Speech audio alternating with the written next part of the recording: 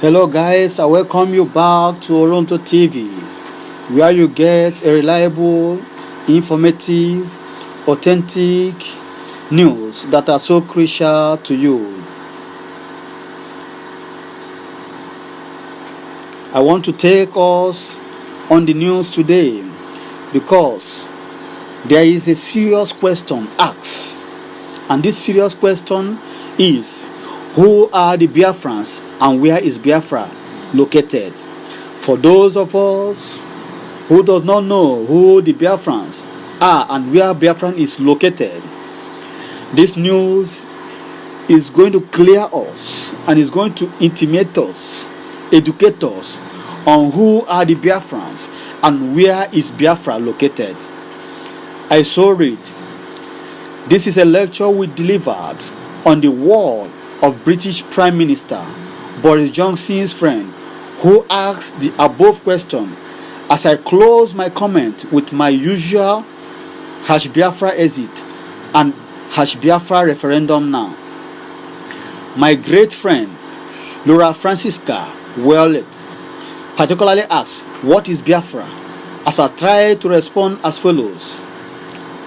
Laura Francisca Wallet: to explain what Biafra means is not a short lecture, but I will try to touch on some high points from where we can elaborate. Here is what can be called a preamble. Biafra is the eastern part of the field which Britain concocted in West African and core Nigeria. Before Britain came, Biafra was existing as a conglomeration of compatible nationalities with commonality in everything, but with slight variations in linguistical dialects. Biafra is 100% Judeo-Christians, without even a fraction of percent being Muslims. A fraction of percent being Muslims.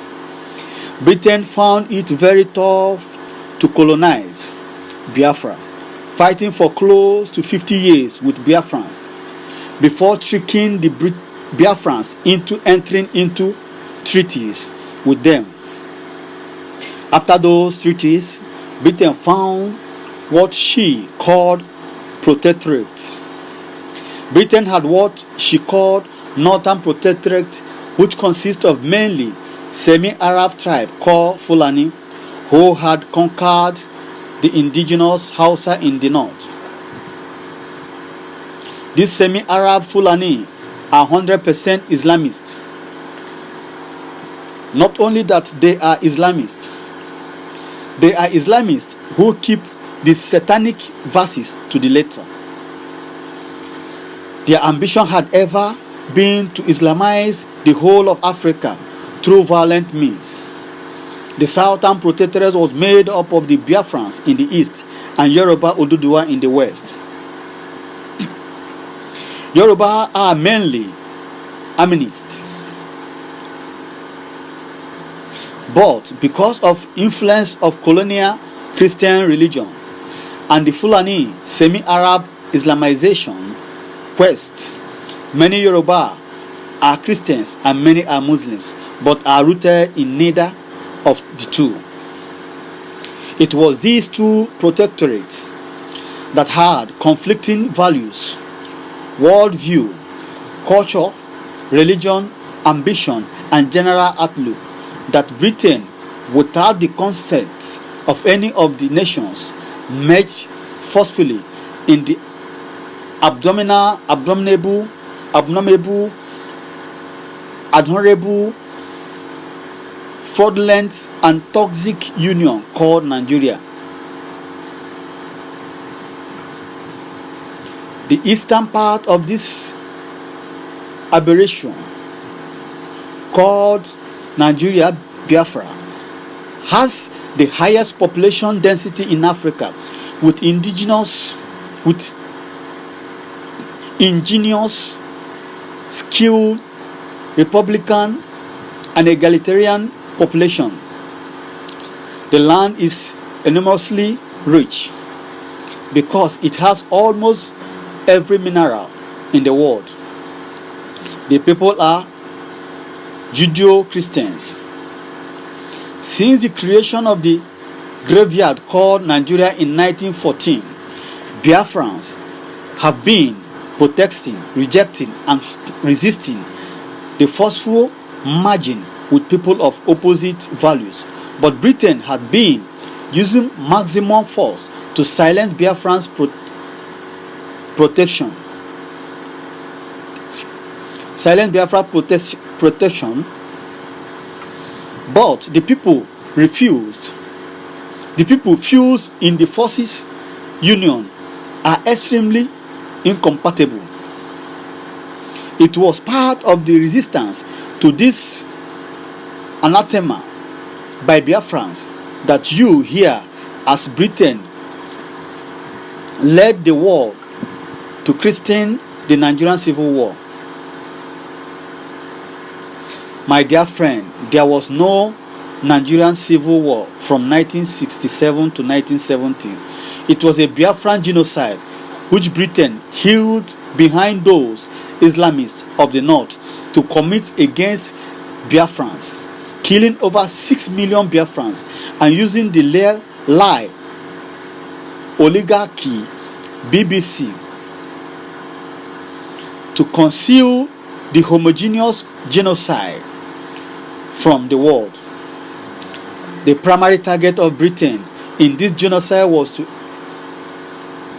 exterminate Biafrans, take over their extremely rich land, and plant their favorites, the Fulani, so that they can have unfiltered access to all the minerals in the land of Biafra. I can say that they particularly succeeded because by the time they suspended the genocide in 1917, they did not believe that Biafrans could ever recover, having leveled the whole of Biafra to nothing, with as many as 10,000 Biafrans dying in one day. This report is in Irish archives. Britain actually celebrated with a boast that with the degree of massacre they carried out in Nigeria, the Biafrans would naturally go into extinction systematically and gradually like the Australians. May I cite the example of the Nigerian crude oil? The Biafran genocide was described in many quarters as the oil war. Every drop of oil that Nigeria is associated with is in Biafra. It was the satanic desire of using the northern Islamists under the smoke screen of one Nigeria to take over the Biafran oil that made Britain instigate and execute a genocide against Biafrans. Britain actually confiscated the Biafran oil in 1970 and has kept a stranglehold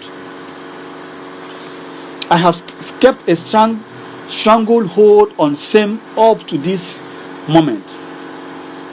It has been the fear of Britain that when Biafrans take over the control of the oil, they will lose their free access to the oil, which will adversely affect the British economy.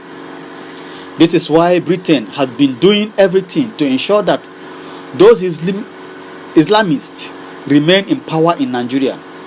It is also why Britain is doing everything to ensure that the world does not get to know about Biafra, nor let Biafra exit from Nigeria.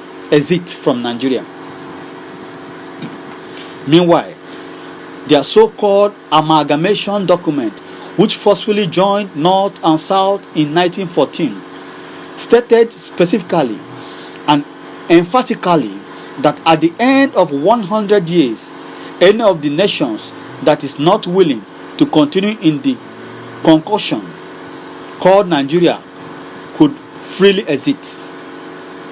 But because of the economic importance of Biafra to Britain, Britain does not want Biafra to go. To highlight the mischievous and criminal nature of the British government, they are afraid to negotiate any deals with Biafra because they know that whatever deal will be on fairness and equity basis.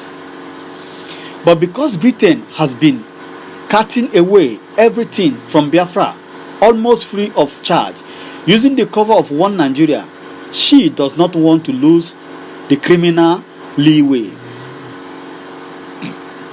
Why I am particularly happy to hear is that I know that this platform will give me the opportunity to reach out to the very good people of Britain, whom their government must have concealed a lot from, and in most cases lied to, just to keep the atrocious advantage many of the people in government have criminally acquired. May I let you know that even as we type, the person that the world is led to believe to be Buhari, occupying Nigerian seat of power, is actually a Sudanese named Jubril Aminu, whom the government of Theresa May recruited to replace and impersonate the dead Muhammadu Buhari, just for the protection of the entrenched interested parties in the criminal arena called Nigeria. Do you know that even with this, some people who are part of this haste will still be shameless enough to be accusing Africans, or anybody for that matter, of corruption or whatever terminology they might choose? Thank you for your time, patience, and kind attention. Biafra exit. Biafra referendum now. Written by Okonwa Okongu. Brothers, Biafrans, this is a masterpiece. Will I call it documentary? Written by our brother Okonwa. He has defined who the Biafrans and where is Biafra located, rather, for those who doesn't know who the Biafrans are, and those who doesn't know where Biafra is located in Nigeria, West African country. This is an opportunity, a very good platform for them to know more about the history of Nigeria, how Nigeria was created, how it came to be, and how Biafra has been existing before the creation of this so-called country Nigeria. So, brothers, to keep yourself updated, you have to click on the red button so it turns green, and then clicking on the bell icon will notify you anytime I do drop a new video. So once you have done this, come join me on the comment section. Let's see what's making on the video in this comment section between what our brother has written, who are the Biafrans, and where is Biafra located. I leave you here, carrying on with you in the comment section, and I say, may God bless you, my good people of Biafra, the people from the rising sun. All hail Biafran, all hail Biafran. Thank you, and God bless you all.